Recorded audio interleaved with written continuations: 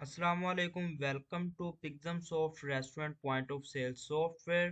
आज के इस वीडियो में हम पिक्सम सॉफ्ट रेस्टोरेंट पीयूएस के वर्जन के तमाम फीचर्स के बारे में देखेंगे कि इसमें कौन कौन से फीचर्स मौजूद हैं और वो किस तरह से स्टार्ट करते हैं। तो इस वक्त सामने हमें लॉगिन स्क्रीन नज़र आ रही है। यहाँ पे हम अपना यूज़र नेम पासवर्ड ऐड करेंगे।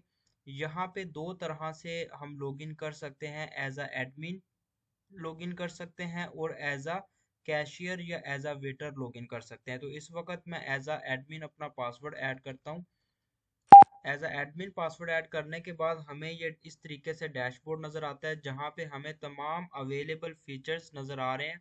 इन तमाम अवेलेबल फीचर्स को हम यहाँ पे वन बाय वन यूज़ करेंगे और देखेंगे कि इनके अंदर कौन कौन से फर्दर ऑप्शंस मौजूद हैं।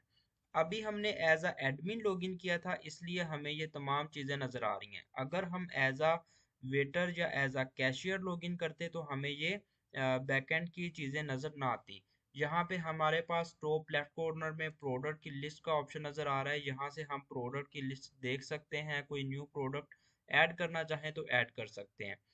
इस सॉफ्टवेयर में हम प्रोडक्ट्स और उसकी इन्वेंट्री को मैनेज कर सकते हैं, एम्प्लॉयज़ को मैनेज कर सकते हैं, कस्टमर्स को मैनेज कर सकते हैं और अपने एम्प्लॉयज़ की अटेंडेंस को मैनेज कर सकते हैं और साथ में मॉडिफाइड ग्रुप्स भी बना सकते हैं। इसके अलावा हमारे पास बिजनेस में जो एक्सपेंसेस एंड पे आउट होते हैं, लाइक एक्सपेंस और एम्प्लॉयज़ की सैलरी वगैरह, वो सारी चीज़ें हम यहाँ पे मैनेज कर सकते हैं। उसके अलावा यहाँ पे मल्टीपल टाइप्स की रिपोर्टिंग मौजूद है। कंट्रोल पैनल में हम अपने बिजनेस की इंफॉर्मेशन और डेटाबेस का रियल टाइम में बैकअप ले सकते हैं और सप्लायर का मॉड्यूल मौजूद है। इस तरीके से तमाम फीचर्स हैं। अभी हम वन बाय वन इनको देखते हैं। सबसे पहले हम प्रोडक्ट पार्ट में चलते हैं कि हम किस तरीके से प्रोडक्ट ऐड कर सकते हैं। ऑल प्रोडक्ट पे क्लिक करते हैं। यहाँ पे हमारे पास मौजूदा तमाम प्रोडक्ट्स जो हमने पहले से ऐड की हुई हैं उनकी लिस्ट नज़र आ रही है। हम यहाँ पे प्रोडक्ट को उसके नाम के साथ सर्च कर सकते हैं या किसी भी उसका बारकोड है उसके साथ सर्च कर सकते हैं, कैटेगरी के साथ भी सर्च कर सकते हैं। एक नई प्रोडक्ट ऐड करने के लिए हमें ऐड न्यू प्रोडक्ट पे क्लिक करना है और यहाँ पे मल्टीपल ऑप्शंस मौजूद हैं जो कि कंपलसरी नहीं है, सारी चीज़ें ऑप्शनल हैं।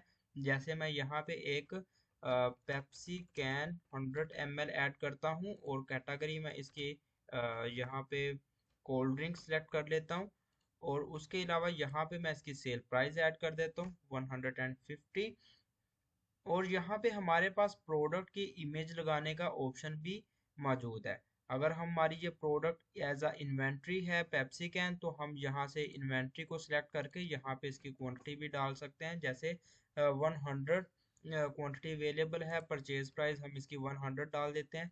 अगर हम परचेज प्राइस ऐड करेंगे तो हमारे पास सॉफ्टवेयर प्रॉफिट एंड लॉस की रिपोर्ट भी हमें कैलकुलेट करके देगा। और यहाँ पे जो थर्ड टैब है ये इसकी स्टॉक हिस्ट्री का टैब है।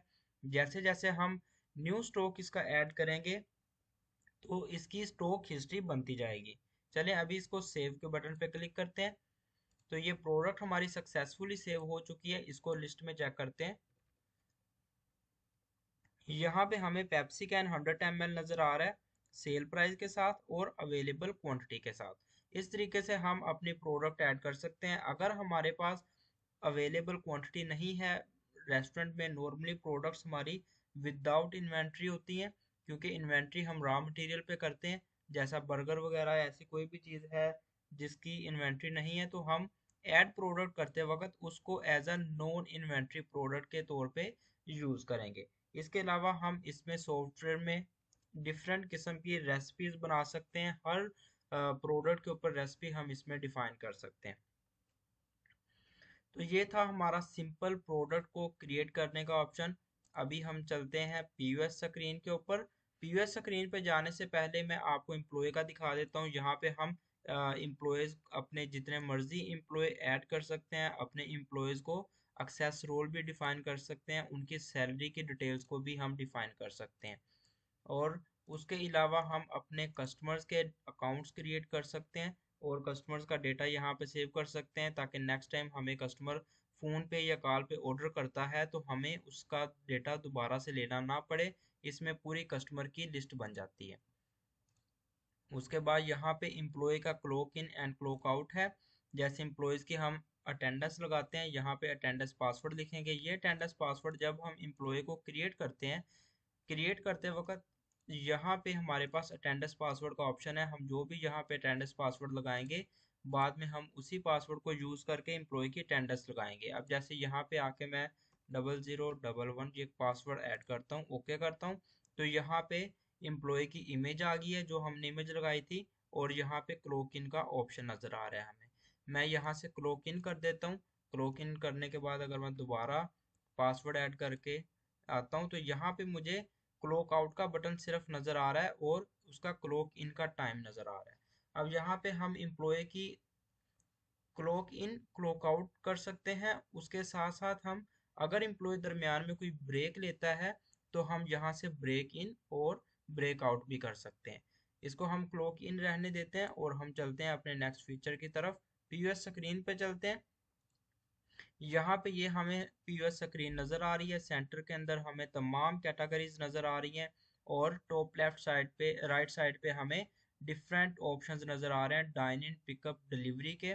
अभी हम इन तमाम फीचर्स को वन बाय वन यूज़ करेंगे। अब यहाँ पे जो हमारी कैटेगरीज नज़र आ रही हैं, ये कैटेगरी यहाँ से क्रिएट करते हैं। कैटेगरी पे आते हैं, यहाँ पे आके ऐड न्यू कैटेगरी करते हैं। यहाँ पे कैटेगरी जब हम क्रिएट करते हैं, तो वो कैटेगरी हमारे पास पीयूएस स्क्रीन में सेंटर में नजर आना स्टार्ट हो जाती है। अभी ऑर्डर पंच करने के लिए सबसे पहले हम ऑर्डर की टाइप सेलेक्ट करेंगे। जैसा मैं पिकअप ऑर्डर लेता हूँ, मैं पिकअप पे क्लिक करता हूँ। यहाँ से मैं ऑप्शन है मेरे पास, मैं चाहूँ तो कस्टमर को सिलेक्ट कर लूँ, या फिर मैं इसको as a walk in order consider कर सकता हूँ। मैं वॉक इन पे क्लिक करता हूँ। मैं यहाँ पे कैटेगरीज पे क्लिक करूंगा, तो मुझे राइट साइड पे उस कैटेगरी में मौजूद प्रोडक्ट नजर आएंगे। अभी यहाँ पे मैं किसी भी प्रोडक्ट को सिलेक्ट करता हूँ, तो वो प्रोडक्ट लेफ्ट साइड में कार्ट में ऐड होती जाएगी। मैंने ये कुछ प्रोडक्ट्स यहाँ से सिलेक्ट की हैं। अभी इसके बाद मैं यहाँ पे चाहूँ तो किसी प्रोडक्ट की क्वांटिटी डायरेक्ट भी इंक्रीज कर सकता हूँ। जैसे ये रसमलाई है, इसको मैं क्वांटिटी पे आके इसकी क्वांटिटी 5 करना चाहूँ, तो मैं इसकी क्वांटिटी 5 कर देता हूँ। उसके बाद यहाँ पे हमारे पास सेंड एग्जिट का बटन है। इसमें हम किचन की मैनेजमेंट भी कर सकते हैं। जैसे ही हम सेंड पे क्लिक करेंगे, तो हमारा ये वाला ऑर्डर किचन प्रिंटर पे चला जाएगा। इसमें हमारे पास दो ऑप्शन है। पहला ऑप्शन ये है कि हम सेंड पे क्लिक करके ऑर्डर अपना किचन के अंदर भेजें, या फिर हम डायरेक्ट पेमेंट के ऊपर क्लिक करके इस ऑर्डर को डायरेक्ट इसकी कस्टमर इनवॉइस भी प्रिंट कर लें और साथ ही इसका किचन प्रिंट भी बना लें। लेकिन अभी हम यहाँ पे क्या करेंगे, सेंड एग्जिट वाले बटन पे क्लिक करेंगे, तो यहाँ पे ये हमारा किचन प्रिंट नज़र आ रहा है। इसको मैं सेव कर लेता हूँ KOT2 के नाम से डेस्कटॉप पे। तो ये हमारा किचन प्रिंट चला गया। और अभी जो हमने किचन में भेजा है, उसको हम एक्टिव ऑर्डर पे आके क्लिक करेंगे, तो हमें हमारा ऑर्डर यहाँ पे नज़र आएगा। जैसे ये ऑर्डर इस वक्त नज़र आ रहा है जो भी हमने ऐड किया था। अभी इसका किचन प्रिंट का व्यू देखने के लिए मैं अपने डेस्कटॉप पे जाता हूँ। यहाँ पे हमने KOT2 के नाम से किया था। तो यहाँ पे ये हमारे पास किचन का ऑर्डर है, kitchen print, token number, bill का नंबर, डेट और टाइम, और यहाँ पे ये इसकी आइटम की लिस्ट नज़र आ रही है हमें। ठीक है। और यहाँ पे टोटल अमाउंट भी आ रही है। अगर हमारा वेटर है, तो वेटर का नाम भी यहाँ पे नज़र आ जाएगा। इसके अंदर फॉर्मेटिंग की जा सकती है, इसके साइज को छोटा या बड़ा किया जा सकता है। अभी हमने जो ऑर्डर किचन में भेजा था, एक्टिव ऑर्डर में जाके हम इसको सिलेक्ट करते हैं। ऑर्डर हमारे पास वापस आ गया। अभी हम इसको पेमेंट पे क्लिक करेंगे। यहाँ पे टोटल अमाउंट नज़र आ रही है, कस्टमर ने कितने पे किए हैं हम वो सिलेक्ट करते हैं यहाँ से, और साथ ही हमें चेंज रिटर्न भी नज़र आ जाएगी। उसके बाद हम अपनी पेमेंट टाइप सेलेक्ट करेंगे, कैश, क्रेडिट और बैंक कार्ड। अब इसमें मैं कैश पे क्लिक करूंगा, तो सिंपल हमारी कस्टमर की इनवॉइस प्रिंट हो जाएगी, और कस्टमर की इनवॉइस का फॉर्मेट कुछ इस तरह से नज़र आएगा।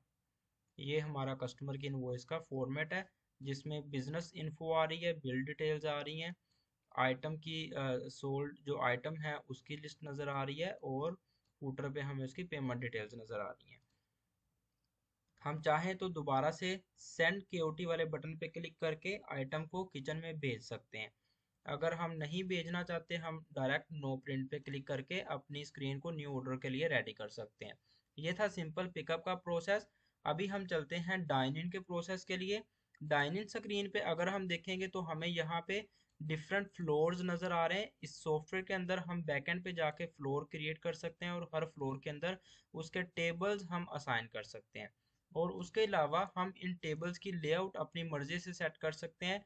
जैसे कि अगर टेबल नंबर हमारी जो फिजिकल अपीयरेंस है उसमें टेबल नंबर 6 यहाँ पे आ रहा है और टेबल नंबर 5 अगर यहाँ पे आ रहा है तो हम इनको ड्रैग एंड ड्रॉप अपनी मर्जी से कर सकते हैं। अभी हम डाइनिंग ऑर्डर के लिए डाइनिंग पे क्लिक करेंगे। यहाँ पे हम ये जो भी हमारा टेबल रेड कलर में नज़र आ रहा होगा इट्स मीन के वो टेबल ऑलरेडी बिजी है। अभी यहाँ पे हम ग्राउंड फ्लोर में टेबल नंबर 3 पे ऑर्डर पंच करते हैं। मैं टेबल 3 को सिलेक्ट करता हूँ। टॉप लेफ्ट कॉर्नर में मुझे टेबल नंबर 3 लिखा हुआ नज़र आ रहा है। उसमें जो भी आइटम्स हमने ऐड करनी है मैं आइटम ऐड करता हूँ और सेंड टू किचन करता हूँ। अब जैसे ही मैं सेंड टू किचन करूँगा इस केओटी को मैं सेव करता हूँ और हमारे पास डाइनिंग के लिए जो केओटी है वो कुछ इस तरीके से नज़र आती है। यहाँ पे टेबल का नंबर भी हमें लिखा हुआ नज़र आ गया और साथ में हमें आइटम की लिस्ट भी लिखी हुई नज़र आ रही है। अभी यहाँ पे हम क्या करेंगे, हमारे पास जो टेबल में ऑर्डर ऐड हो चुका है अगर हम उसको देखना चाहें तो बिजी टेबल पे क्लिक करेंगे। बिजी टेबल पे क्लिक करने के बाद अभी देखें टेबल नंबर 3 रेड कलर का हो चुका है। इट्स मीन ये बिजी है। अब यहाँ पे नॉर्मल हमारे पास प्रोसेस होता है कि हम एग्जिस्टिंग टेबल में कोई चीज़ ऐड करना चाहें तो वो भी कर सकते हैं। जैसे मैं टेबल नंबर 3 पे क्लिक करता हूँ, यहाँ पे अगर उन्होंने कोई और चीज़ ऑर्डर की है लाइक मैंगो शेक और एप्पल शेक, ये दो चीज़ें मैं ऐड करता हूँ, मैं दोबारा सेंड पे क्लिक करूंगा तो मुझे ये पॉपअप नज़र आएगा। इस पॉपअप के अंदर मैं send new item to kitchen वाले बटन पे क्लिक करूंगा ताकि मेरी जो सिर्फ न्यू आइटम है मैंगो शेक और एप्पल शेक, सिर्फ ये दो आइटम ही किचन में जाए। मैं सेंड न्यू आइटम पे क्लिक करता हूँ। इसमें केओटी को सेव कर लेता हूँ। तो मेरी न्यू आइटम किचन में जा चुकी हैं। यहाँ पे मैं केओटी को दिखाता हूँ। ये देखें इस वक्त मेरी दोनों आइटम किचन में चली गई और साथ में लिखा हुआ नजर आ रहा है रनिंग ऑर्डर। इट्स मीन कि ये हमारा एक रनिंग ऑर्डर की आइटम्स हैं। तो इस तरीके से हमारा डाइनिंग का सेक्शन वर्क करता है। अब जैसे कस्टमर हमारा रेडी हो जाता है बिल पे करने के लिए हम बिजी टेबल पे आते हैं, टेबल को सिलेक्ट करते हैं। यह अगर हम चाहें तो कस्टमर से पेमेंट लेने से पहले अनपेड प्रिंट भी कर सकते हैं और हम डायरेक्ट पेमेंट पे सिलेक्ट भी कर सकते हैं। ऑर्डर जब हम पंच करते हैं, ऑर्डर पंच करते वक्त हम अपने इम्प्लॉयज़ का नाम भी सिलेक्ट कर सकते हैं। लाइक टेबल नंबर 3 के ऊपर इम्प्लॉय अली जो है ये सर्व कर रहा था, ताकि बाद में हम इम्प्लॉय का कमीशन भी कैलकुलेट कर सकें। इम्प्लॉय जो वेटर का नेम है ये हमारे किचन के अंदर भी जाता है और कस्टमर इनवॉइस पे भी नज़र आता है। अभी मैं इसको पेमेंट करता हूँ। पेमेंट करने से पहले अगर हम यहाँ पे कोई डिस्काउंट वगैरह इम्प्लीमेंट करना चाहें डिस्काउंट, तो हम यहाँ पे डिस्काउंट परसेंटेज में भी दे सकते हैं और अमाउंट में भी दे सकते हैं। और साथ में अगर डिस्काउंट की कोई रीज़न लिखना चाहें, डिस्काउंट की टाइप सेलेक्ट करना चाहें तो वो भी कर सकते हैं और रीज़न भी राइट डाउन कर सकते हैं। अभी मैं इसको पेमेंट करता हूँ और मैं इसको कैश कर देता हूँ। यहाँ पे हमारे पास ये हमारा कस्टमर का ऑर्डर नज़र आ रहा है और नीचे हमारे सर्व्ड बाय जो वेटर था उसका नाम भी नज़र आ रहा है। इस तरीके से हम अपना डाइनिंग सेक्शन मैनेज करते हैं। अभी हम डिलीवरी ऑर्डर को देख लेते हैं। डिलीवरी ऑर्डर के लिए हमें डिलीवरी पे क्लिक करना पड़ता है। हम अपने कस्टमर को फ़ोन नंबर के साथ यहाँ पे सर्च भी कर सकते हैं। अगर हमारा कस्टमर एग्जिस्टिंग नहीं है हम उसको न्यू कस्टमर भी ऐड कर सकते हैं। जैसे ही हम यहाँ पे आके अपने कस्टमर का फ़ोन नंबर ऐड करेंगे और उसके बाद सर्च पे क्लिक करते हैं, अगर हमारा कस्टमर एग्जिस्टिंग हुआ तो उसका डेटा खुद ब खुद आ जाएगा और हम कस्टमर से उसका एड्रेस वगैरह कंफर्म करने के बाद डायरेक्ट डिलीवरी पे क्लिक कर सकते हैं। अगर हम इसके एड्रेस में या किसी भी चीज़ में कोई चीज़ चेंज करना चाहें तो हम वो भी कर सकते हैं। अभी मैं डायरेक्ट डिलीवरी पे क्लिक करता हूँ। यहाँ पे टॉप लेफ्ट कॉर्नर में डिलीवरी लिखा नज़र आ गया और नीचे कस्टमर का नेम भी नज़र आ रहा है मुझे। और इसी तरीके से अगर स्क्रीन के नीचे देखेंगे तो अली कस्टमर का नेम भी नज़र आएगा, ऊपर हमारे पास एड्रेस नज़र आ रहा है। अभी जो भी चीज़ें ऑर्डर की हैं वो हम कस्टमर का ऑर्डर इसके अंदर पंच करेंगे और पंच करने के बाद सिंपल सेंड टू किचन कर देंगे ताकि ये ऑर्डर हमारा किचन में चला जाए प्रिपेयर होने के लिए। जब ऑर्डर हमारा किचन में प्रिपेयर होके वापस आएगा तो उसके बाद हम एक्टिव ऑर्डर में जाएंगे और यहाँ पे हम अपने राइडर्स भी असाइन कर सकते हैं कि ये एक डिलीवरी ऑर्डर है, हमारा कौन सा राइडर इस ऑर्डर को लेके जा रहा है। राइडर असाइन करने के लिए हम इसको सिलेक्ट करेंगे, असाइन राइडर वाले बटन पे क्लिक करेंगे। यहाँ पे हमारे पास एम्प्लॉयज़ के नाम नज़र आ रहे होंगे। मैं एम्प्लॉय 2 को एज अ राइडर असाइन कर देता हूँ। तो यहाँ पे ड्राइवर नेम एम्प्लॉय 1 नज़र आ रहा है जो मैंने एम्प्लॉय सेलेक्ट किया था। उसके बाद इसका जो प्रिंट है, प्रिंट लेने के लिए हम इसको दोबारा से सिलेक्ट करेंगे। ऑर्डर हमारे पास स्क्रीन पे वापस नज़र आ जाएगा। और डिलीवरी के स्टेटस में हम चाहें तो इसका पहले अनपेड प्रिंट भी ले सकते हैं। और अगर हम अनपेड प्रिंट लेते हैं तो हमारा ऑर्डर एक्टिव ऑर्डर में ही रहेगा। हमारे पास एक्टिव ऑर्डर में ऑर्डर उस वक्त तक रहता है जब तक हम ऑर्डर की पेमेंट नहीं कर देते। अभी मैं इस ऑर्डर को पेमेंट पे ले आता हूँ, कैश करता हूँ, आपको इसकी इनवॉइस दिखाता हूँ।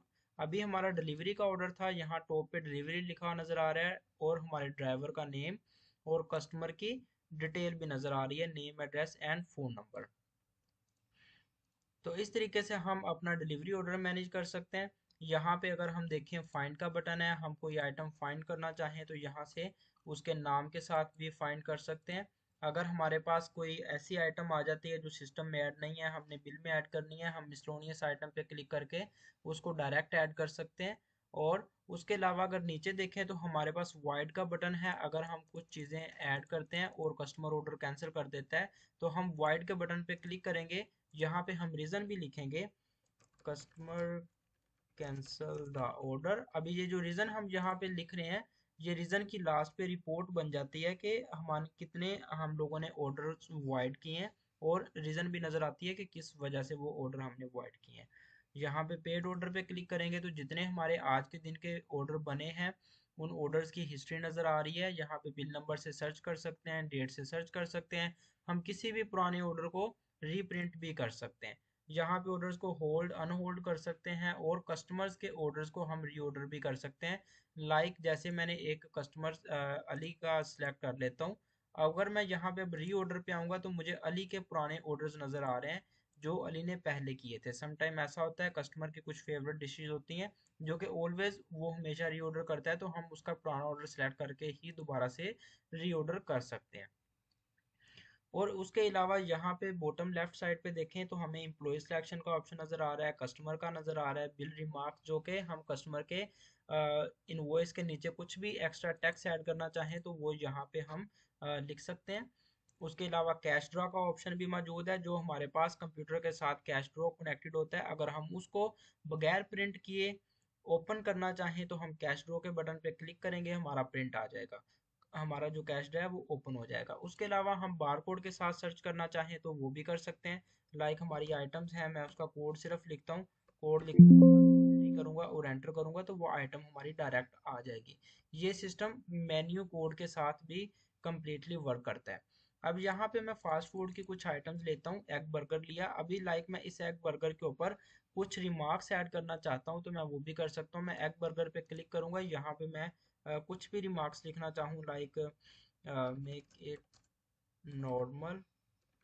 इस तरीके से मैं कुछ भी रिमार्क्स लिखना चाहूँ तो ये हमारे जो रिमार्क्स हैं किचन के अंदर नजर आएंगे। इसको मैं डन कर देता हूँ। यहाँ पे मैं एक पिज़्ज़ा ले लेता हूँ। अभी पिज़्ज़े के अंदर हमारे पास इसमें डिफरेंट ग्रुप्स मॉडिफायर्स और साइजिंग भी मैनेज होती है। जैसे मैंने चिकन फेजिटा पे क्लिक किया तो आगे से हमारे पास पॉपअप आ गया कि कौन सा साइज, हम यहाँ से साइज को सिलेक्ट करेंगे और ऐड वाले बटन पे क्लिक कर सकेंगे।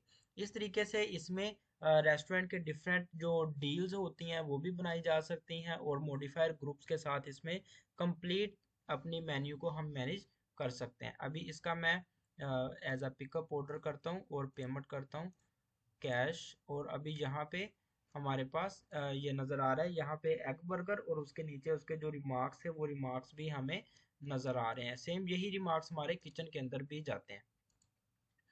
तो इसमें ये हमारा पॉइंट ऑफ सेल का था। इसमें अगर हम चाहें तो डायरेक्ट नेम के साथ भी यहाँ पे चीज़ों को सर्च कर सकते हैं। जैसे मैं यहाँ से अगर वाटर पैक करता हूँ तो यहाँ पे मेरे पास वाटर कैटेगरी से रिलेटेड जितनी भी चीज़ें हैं वो सारी सामने आ गई हैं। उसके अलावा हमारा जो पीओएस है इसमें हम ऑनलाइन ऑर्डर्स को भी मैनेज कर सकते हैं। हमारी वेबसाइट है, वेबसाइट से कोई भी ऑनलाइन ऑर्डर अगर करता है तो वो ऑर्डर हमारे पास यहाँ पे डायरेक्ट शो हो जाएगा। अभी सबसे पहले हम क्या करते हैं कि हम एक ऑर्डर क्रिएट कर लेते हैं। ऑर्डर क्रिएट करने से पहले यहाँ पे अभी मैंने ऑनलाइन ऑर्डर का जो हमारा ऑप्शन है उसको मैंने इनेबल कर दिया है। अभी हम क्या करेंगे, हम यहाँ पे ब्राउज़र पे चलते हैं और ब्राउज़र में चल के हम अपना ऑर्डर क्रिएट करते हैं।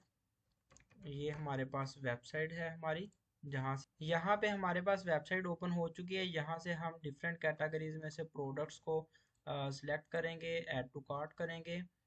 जैसे मैं यहाँ से कुछ क्विकली चीज़ें ऐड कर लेता हूँ। यहाँ पे हम एक और प्रोडक्ट लेते हैं। यहाँ पे डिफरेंट ऑप्शंस भी प्रोडक्ट के साथ हम सिलेक्ट कर सकते हैं।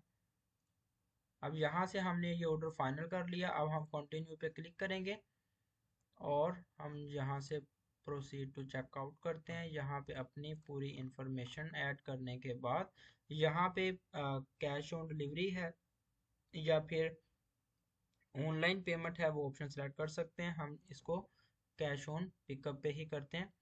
ये ऑर्डर हमारा सक्सेसफुली क्रिएट हो चुका है। अभी हम इस स्क्रीन को मिनिमाइज करके वापस पीओएस स्क्रीन पे आते हैं।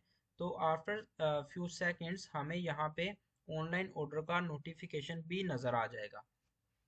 ऑटोमेटिकली यहाँ पे हमारा ये जो ऑनलाइन ऑर्डर वाला बटन है ये रेड होगा और नीचे से हमें एक पॉपअप नोटिफिकेशन नज़र आएगा।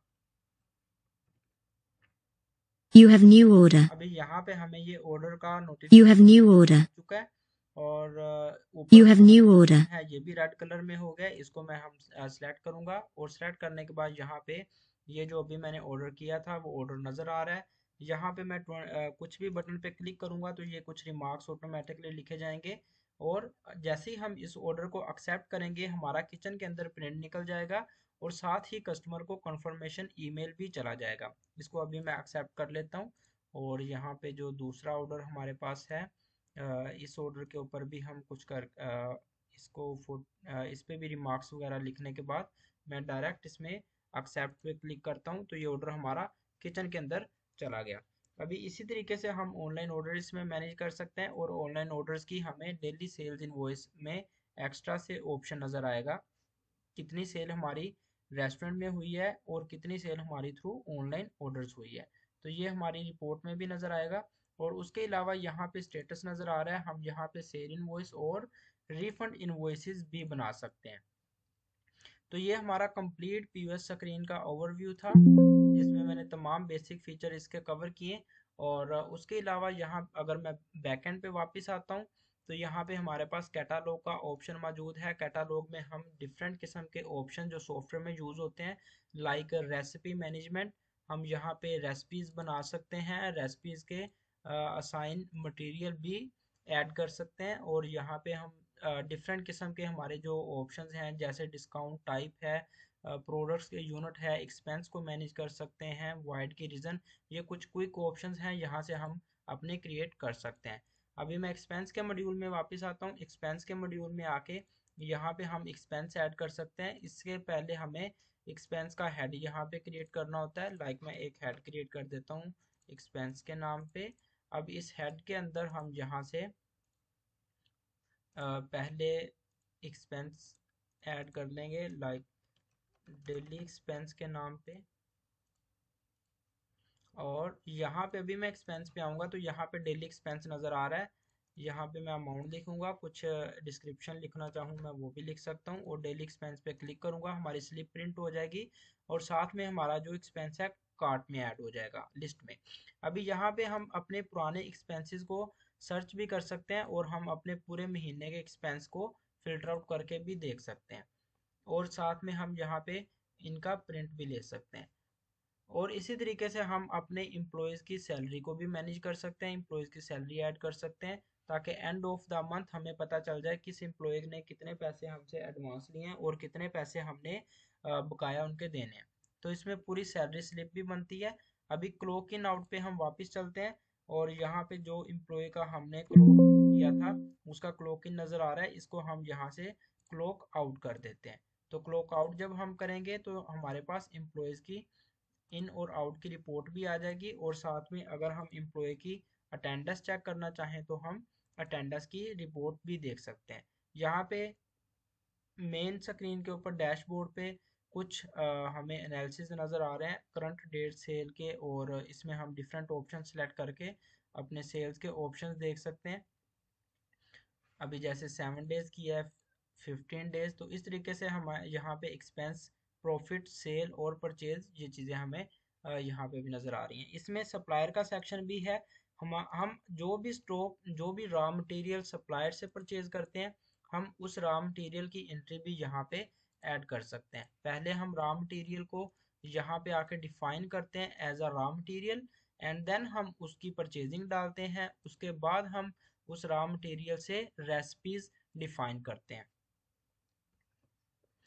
अभी अगर मैं यहाँ पे कैटालॉग में वापस जाऊं, यहाँ पे हम अपनी रेसिपीज डिफाइन कर सकते हैं। रेसिपी का नेम लिख सकते हैं, लाइक मैं लिखता हूँ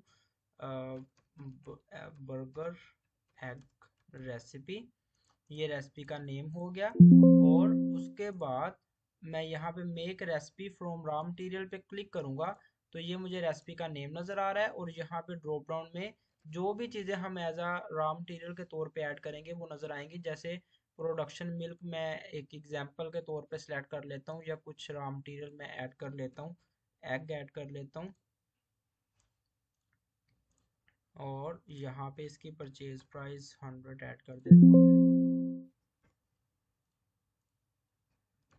और ब्रेड ऐड कर लेते हैं।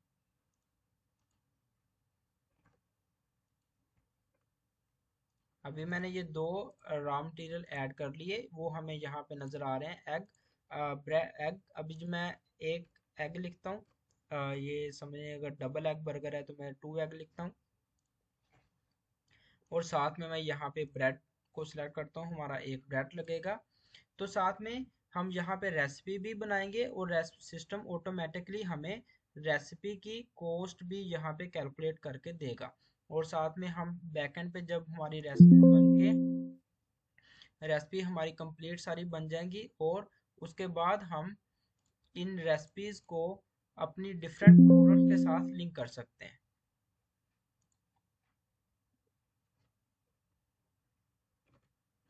तो यहाँ पे हमने एक रेसिपी बना ली बर्गर एग रेसिपी के नाम से, उसमें 2 आइटम्स हमारी ऐड हैं। अगर हम दोबारा यहाँ पे आएंगे, जैसे ही हम इसको सिलेक्ट करेंगे तो हमारी वो रेसिपी विद उसकी जो कॉस्ट है वो हमें यहाँ पे नज़र आ जाएगी। तो इस तरीके से हम रेसिपीज डिफाइन कर सकते हैं। अब यहाँ पे मैं एग बर्गर पे जाता हूँ, ये एग बर्गर, और प्रोडक्ट रेसिपी पे क्लिक करूँगा तो इसलिए मुझे ये ऑप्शन आ रहा है। सबसे पहले मुझे इस प्रोडक्ट को as a recipe product define करना है। उसके बाद अभी मैं इसके ऊपर रेसिपी असाइन कर सकता हूँ। जैसे हमने एक रेसिपी बनाई थी तो वो रेसिपी हमें यहाँ पे नज़र आ रही है, हम रेसिपी को असाइन कर देंगे, और राइट साइड पे हमें रेसिपी की इंग्रेडिएंट की लिस्ट भी नज़र आ रही है। इसको हम सेव कर देते हैं। तो इस तरीके से हम इसमें रेसिपीज़ को डिफाइन कर सकते हैं, और रेसिपी को किसी भी प्रोडक्ट के साथ असाइन भी कर सकते हैं। एक टाइम में हम अगर मल्टीपल रेसिपीज़ बनाते हैं तो हम मल्टीपल रेसिपी अपनी एक सिंगल प्रोडक्ट के साथ असाइन कर सकते हैं। जैसा कि हमारे पास अगर एक बर्गर है, बर्गर का अगर ब्रेड हम खुद बना रहे हैं तो ब्रेड की रेसिपी हम अलग बना सकते हैं, बर्गर की मेकिंग की रेसिपी हम अलग बना के इसको असाइन कर सकते हैं। तो इसमें जो रेसिपी और रॉ मटेरियल की हमें इन डेप्थ रिपोर्टिंग मिलती है तमाम डिटेल्स के साथ। अभी जैसे जैसे हम इसको सेल करते जाएंगे, हमारा स्टॉक जो है रॉ मटेरियल का, जैसे ये एग्स वगैरह मैंने ऐड किए हैं, तो वो ऑटोमेटिकली माइनस होता जाएगा। अभी यहाँ पे मैंने कोई स्टॉक ऐड नहीं किया था इसका, तो इसलिए स्टॉक नज़र नहीं आ रहा। हम सप्लायर के सेक्शन में कोई भी न्यू स्टॉक ऐड करेंगे एग्स का, तो स्टॉक यहाँ पे ऑटोमेटिकली अपडेट हो जाएगा। अभी हम अपने लास्ट पार्ट रिपोर्टिंग के पार्ट में चलते हैं। यहाँ पे हमें डिफरेंट रिपोर्ट्स नज़र आ रही हैं, प्रॉफिट लॉस की रिपोर्ट, सोल्ड आइटम की रिपोर्ट, एम्प्लॉयज़, और यहाँ पे daily cell report. Daily cell report में हमारा एक दिन का जितना भी कैश सेल होता है वो यहाँ पे नज़र आता है। यहाँ पे मुझे टाइम को सिलेक्ट करना है। ये टाइम सेलेक्ट करने के बाद हमारी रिपोर्ट लोड हो चुकी है। यहाँ पे हमें टोटल कैश सेल नज़र आ रही है, नंबर ऑफ ऑर्डर्स, और हम इस रिपोर्ट को मज़ीद भी एक्सपेंड कर सकते हैं। इस रिपोर्ट में हमें एक्सपेंस वगैरह जो भी हमने ऐड किया, एक्सपेंस हो गया, सप्लायर्स की अमाउंट, वो सारी हमें यहाँ पे नज़र आएगी। और जैसे ऑनलाइन ऑर्डर्स हमने किए हैं तो वो ऑनलाइन ऑर्डर भी यहाँ पे नज़र आ रहे हैं। अभी अगर इस रिपोर्ट को हम इन डिटेल देखना चाहें, बिलिंग डिटेल चेक करना चाहें, तो साथ में ये हमें यहाँ पे बिलिंग की डिटेल्स भी नज़र आएगी। अगर हम डाइन इन और टेकवे के हिसाब से देखना चाहें तो वो भी हम इसमें इन डेप्थ रिपोर्टिंग ले सकते हैं। उसके अलावा हमारी जितनी भी आइटम सेल हुई हैं, हम उन आइटम की रिपोर्ट लेना चाहें तो हम यहाँ पे उन आइटम की रिपोर्ट भी फिल्टर आउट कर सकते हैं। पूरा सिस्टम डेट और टाइम के हिसाब से वर्क करता है। इसमें हम कोई भी स्टार्टिंग डेट और एंडिंग डेट के हिसाब से अपनी रिपोर्ट जनरेट कर सकते हैं। चाहे एक दिन की, एक हफ्ते की, एक महीने की या एक साल की इकट्ठी रिपोर्ट बनानी हो तो हम आसानी से अपना डेट सेलेक्ट करके रिपोर्ट जनरेट करवा सकते हैं। इसके अंदर हमारे पास ड्राइवर्स की भी रिपोर्ट्स आ जाती है सेपरेटली। जैसे हमने ड्राइवर के लिए ऑर्डर ऐड किया था, यहाँ पे हमें उस ड्राइवर की डिटेल्स नज़र आ जाएंगी हर ड्राइवर के हिसाब से कि कौन से ड्राइवर ने कितने ऑर्डर्स डिलीवर किए हैं, ऑर्डर की डेट, टाइम, अमाउंट और ऑर्डर का नंबर और टोटल अमाउंट। ये पूरी ड्राइवर की एक सेपरेटली हमारे पास रिपोर्ट बन जाती है। उसके अलावा हमारे पास नोटिफिकेशंस हैं, लो स्टॉक के नोटिफिकेशन और कुछ एक्सपायरी आइटम्स हैं तो उनके नोटिफिकेशन, ये तमाम चीज़ें हमें यहाँ पे नोटिफिकेशन वाले सेक्शन में नज़र आती हैं। उसके अलावा इसमें हम मल्टीपल प्रिंटर्स अटैच कर सकते हैं। किचन के अंदर कंट्रोल पैनल में चलते हैं, यहाँ पे ये प्रिंटर्स हम अपनी मर्जी से असाइन कर सकते हैं। हम एक टाइम में 5 to 7 डिफरेंट किचन प्रिंटर को मैनेज कर सकते हैं। और साथ में यहाँ पे बिजनेस इन्फो, यहाँ पे हम अपने बिजनेस की जो डिटेल है कस्टमर की इनवॉइस के ऊपर प्रिंट होती हैं, वो तमाम डिटेल हम यहाँ पे मैनेज कर सकते हैं। हम रिसीप्ट का टैक्स अपनी मर्जी से चेंज कर सकते हैं और साथ में डेटाबेस का बैकअप भी ले सकते हैं। सिस्टम के अंदर ऑटो बैकअप हो जाता है, बट अगर हम मैनुअल इंस्टेंट बैकअप लेना चाहें तो हम वो बैकअप भी ले सकते हैं। अगर इसके अलावा कोई किसी किस्म का क्वेश्चन हो तो वो आप कमेंट सेक्शन में पूछ सकते हैं। Thank you.